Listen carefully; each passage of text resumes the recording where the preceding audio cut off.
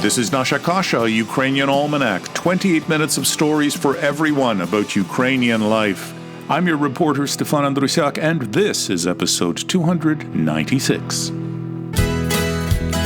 There are still 60-some days left until the first day of spring, but I'm strapping on my wings, getting ready to resume flight.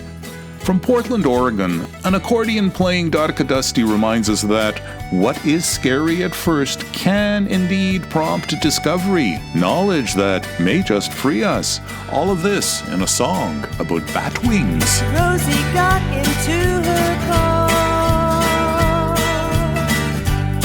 and she drove it very far, inventing her new rules, turning minutes into jewels. So many nights go by, we dream that we can fly. So get your bat wings on, take flight and have some fun. So many days go by when we don't even try. So give it all you can, these golden grains of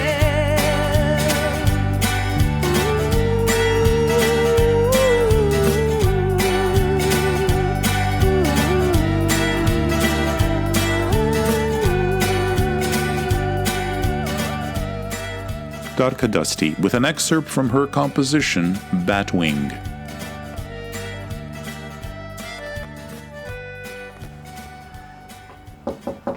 Today I'm happy to present to you the 8th and final story I recorded in Winnipeg, Manitoba last autumn. Hello. I'm Anastasia. Roman, your guests are here. I'm recording this, is that okay? Sure. So how old is the home? So it was built in 1906, and we bought it in 1980, and we've been here ever since. We love it.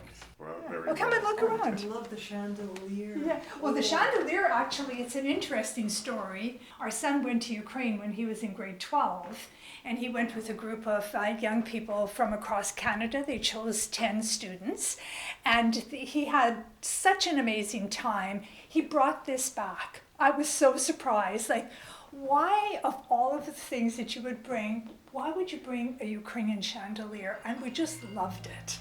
Oh, my name is Anastasia Yereniuk. My married name, of course, is Yereniuk, but I use a hyphenated name because when we lived in Italy for a very long time, I wasn't allowed to have a work permit on my married name. I could only secure one on my maiden name.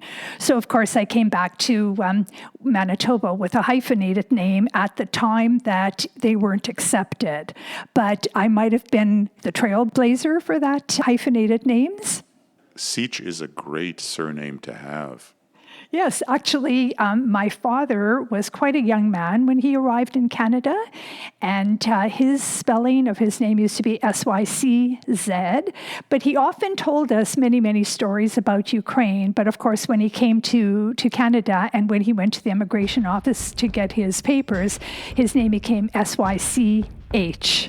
Does it go back to Kozacki Chasy, the days of the Cossacks and their siege, their settlements in the woods? Well, I would like to believe so, but I'm not sure that I can recall any stories that my father told us about that. He was quite young when he came here. I mean, people have told me that that's probably the case, but I've never done any serious research.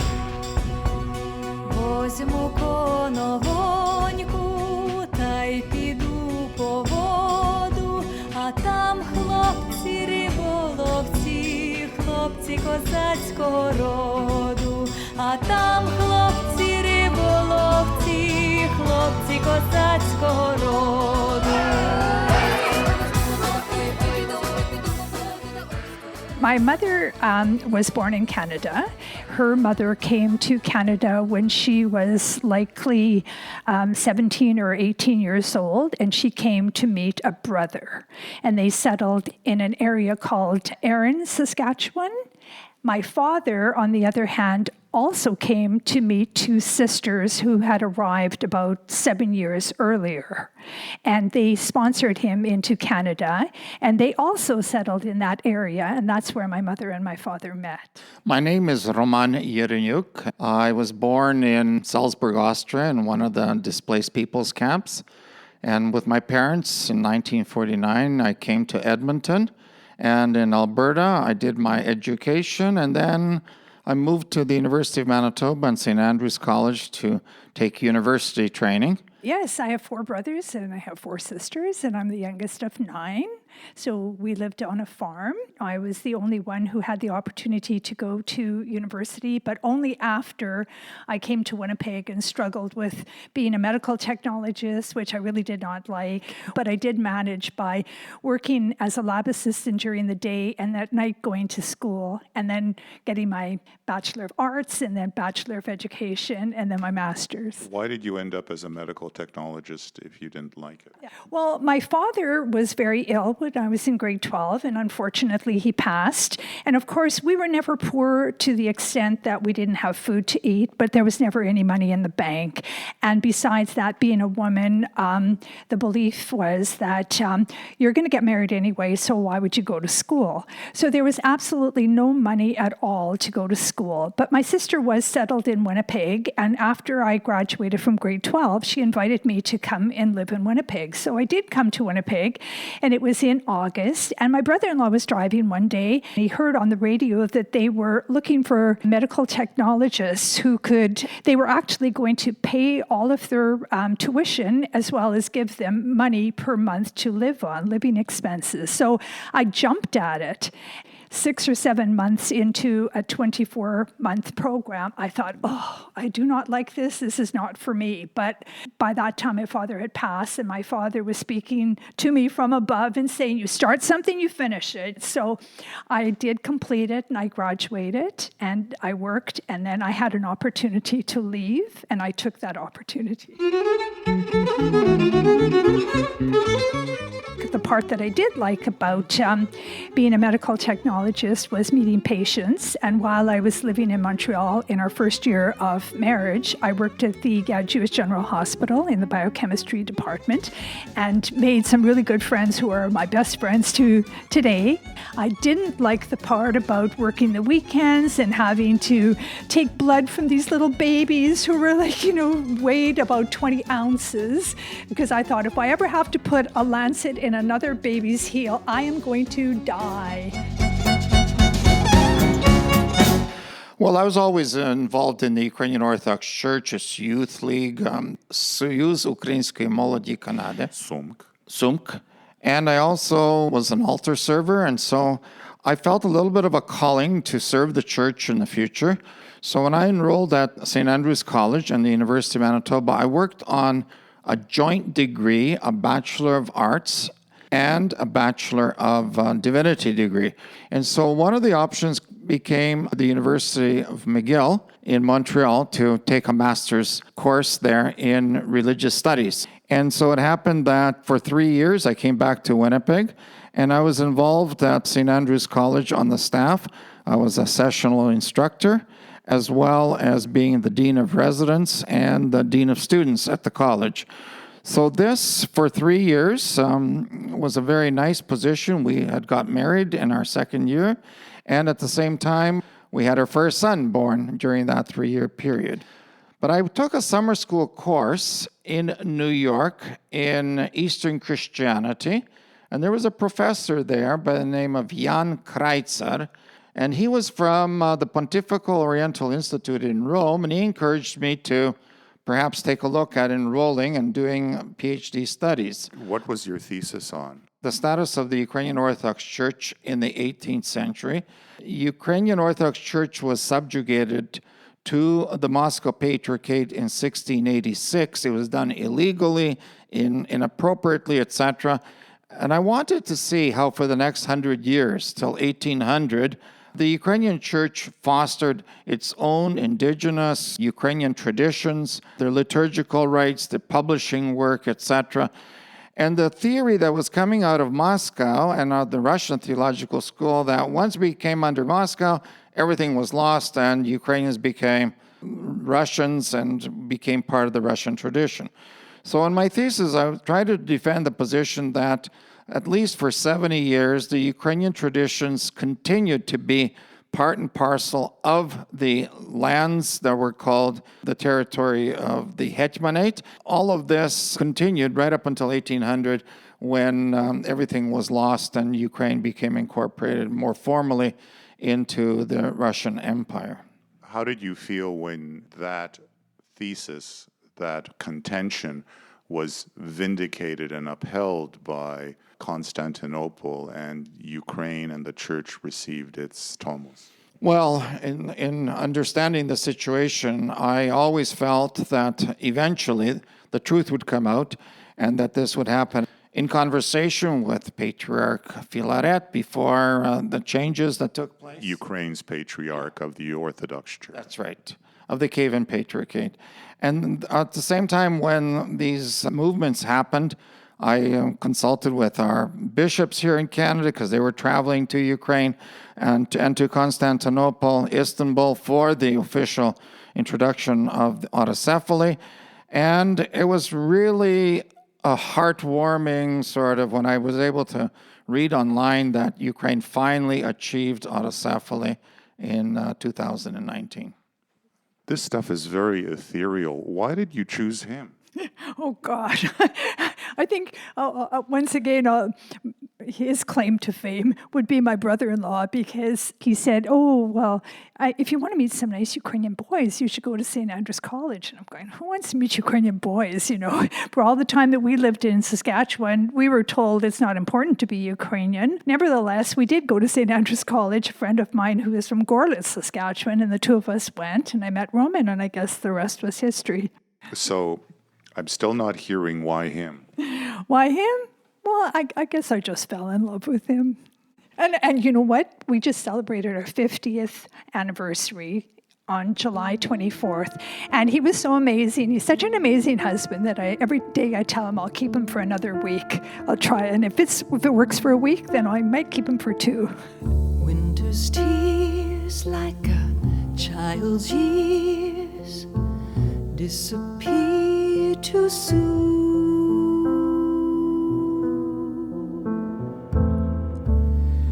Every place, empty space, cold gray afternoon. Nasha Kasha comes to you from Radio Western 94.9 FM on the campus of Western University in London, Ontario, Canada.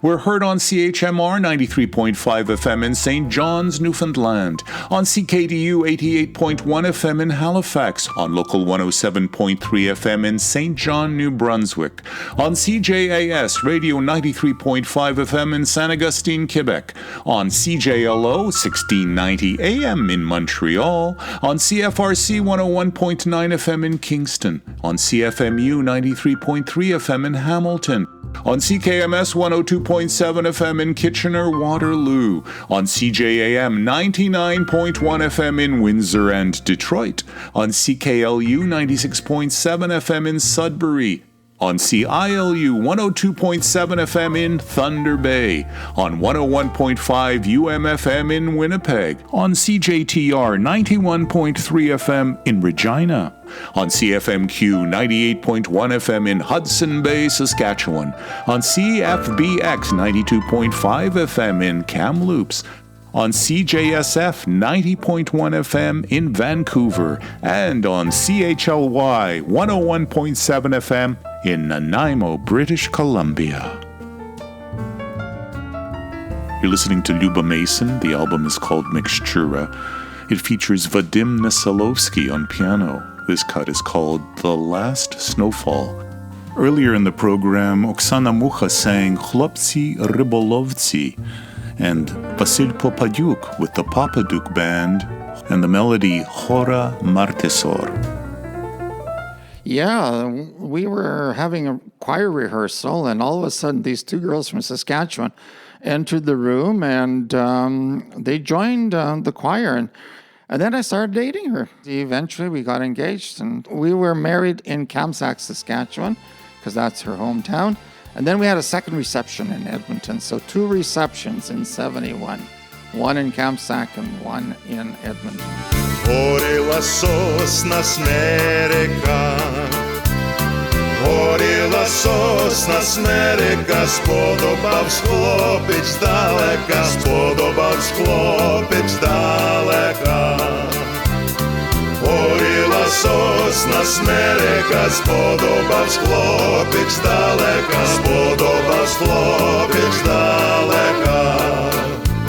Сподобавсь хлопець та й навік, сподобавсь хлопець та й навік, тепер вже він мій чоловік, тепер вже він мій чоловік. Сподобавсь хлопець та й навік, тепер вже він мій чоловік, тепер вже він мій чоловік. Rankahut Buria Hurila Sosna, a song about a burning pine tree and burning love. We lived in Montreal for a year, and then we lived in Rome for 6 years, and the rest of the time in Winnipeg. Can you just speak to the heart of the community and your place in it? When we came back in 1981, he actually came a bit earlier. I was finishing a contract in Rome. And so I stayed with the kids because by that time we had a second child in Italy. And so I came back almost a year later. He had bought the house and he was very rooted in the Ukrainian community. When I came back here, I knew that I had to work because working at St. Andrew's College was not going to give us enough money to live on with 2 children and to own a house. So I was lucky enough to work for the Winnipeg School Division and I got a job as a lab assistant. So my evenings were all about going to school. There wasn't time for Ukrainian organizations. And besides that, I was excited for Roman to be involved in the Ukrainian community, but at the same time, most of the time he was away from home. And so between going to school and looking after the children, there was very little time for anything else. So I didn't really get involved in the Ukrainian community until our children started Ukrainian dancing, and that's when I started to get involved in the Ukrainian life. So that would be on the board of directors and working as a parent advisory. And actually, I'm still with the Ukrainian dance group Rozmai, and have been with that group for like more than 40 years, and it's very, very important to me. So in addition to that, in Winnipeg, we, of course, attend Ukrainian Orthodox services on Sundays. We've been doing that online because we're very COVID conscious. You must have worked with the Orthodox Church in Ukraine.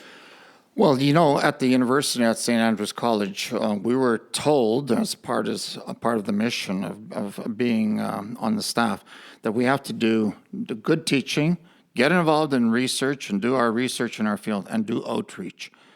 I really liked teaching.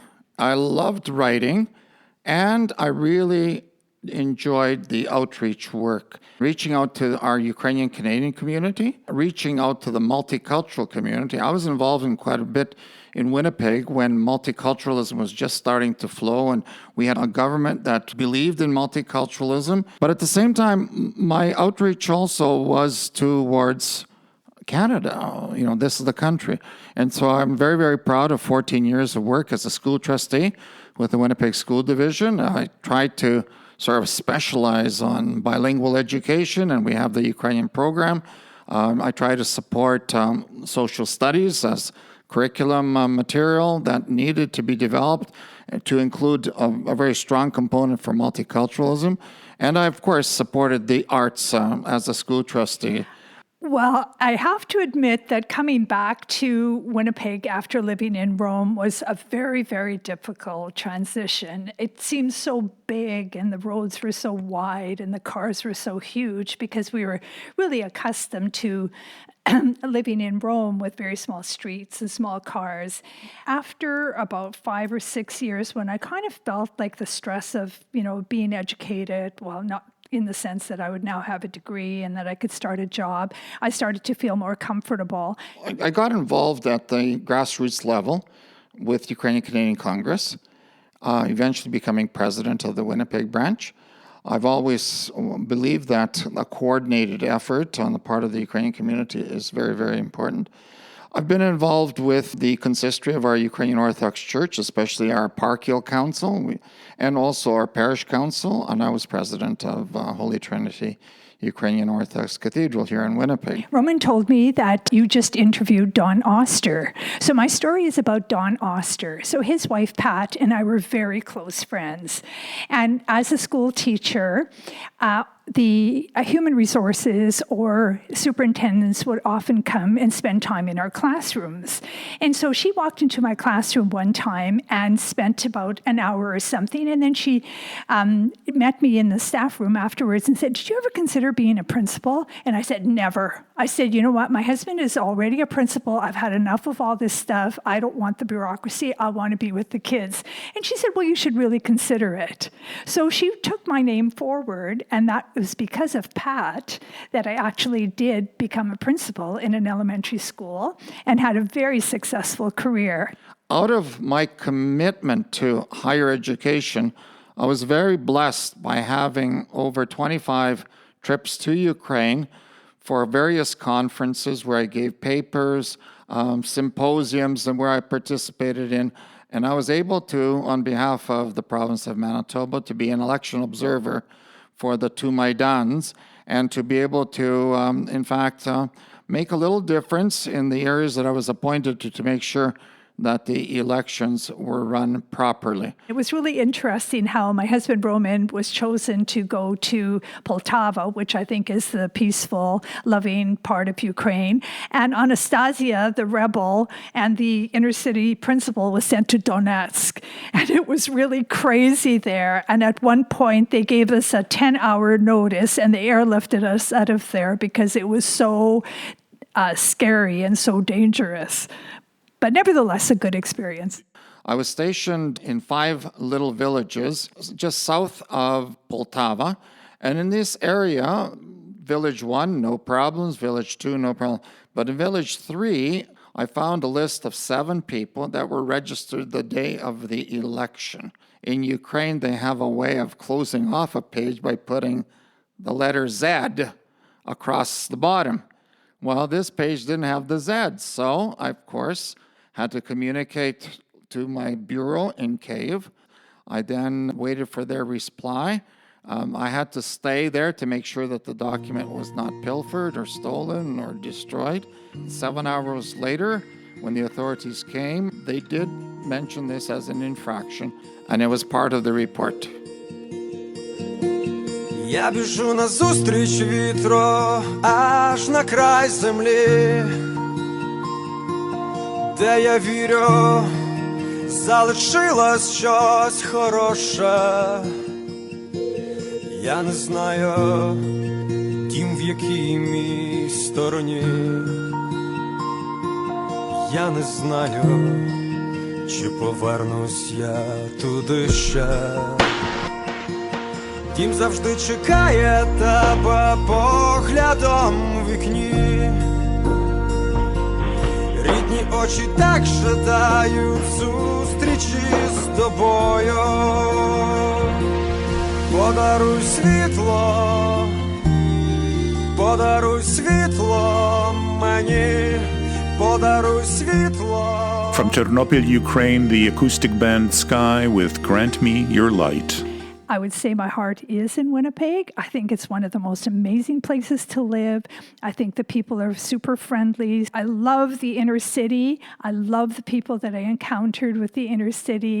I've always felt that I work for the disenfranchised and have a real connection with them. The inner city does have a hard edge to it, though. Can you speak about your time as a school administrator and what you encountered? I was always fueled by the fact that every child comes to that school loved, and every child comes to that school with a gift, and every parent in that community always tried their best, and they gave us the best children that they had. They didn't hide any children in their closets. They gave us the best that they had. And so it was up to us to embrace that warmness of the inner city and and come to grips with the fact that there are things that we can't control. And I know that when I first started, came in with many, many biases, and it would be like, why are those girls working on the street? Why doesn't he stop drinking? All those things that I thought was just so easy. But once you really understand these people and realize how difficult it is for them to change that, and how poverty plays such a negative impact on their well-being, because they spend so much time, looking after their basic needs. So yes, you would have those kids who would come in, they were part of the gangsters. I lost so many children during that time and came to grips with the fact that it's about the poverty. When you came home, when did you know you've had a good day? Oh, every day was a good day. And then I'd get up every morning and I couldn't wait to be there. I think I'm remiss. I forgot to ask you for the names of your children. Oh, Markian. Markian is our oldest son. He's married to Marusa, and they have 2 children, Lev and Lucia. And our second son is Valerian, and he's married to Lasa, and they have 4 children. One of the things that I felt a very strong need is to connect with family in Ukraine. So in 1977, we're living in Rome, and I bought an old Volkswagen station wagon and invited my mother to come from Edmonton, and we went to Ukraine to visit relatives. So this idea of family contact and the contacts with the generations that we represent and the ones that we wanted to have a relationship with became very important. We were able to connect with them and learn about life and the inner workings of the early Ukrainian independence, but at the same time have become sort of lifelong mementos of having an extended family far away, far beyond, but yet in their hearts they are the Yereniuks and the Yereniuks. My friend Brian Cherwick has a band in Newfoundland called the Cuba Sonics, and one of the melodies that they play is called Harmony in the Family, Де згода у сім'ї, or Де згода у родині, and I was just thinking of that.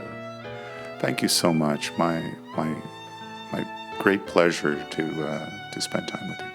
Thank you, Stefane. Дякую. Дякую. Thank you so much.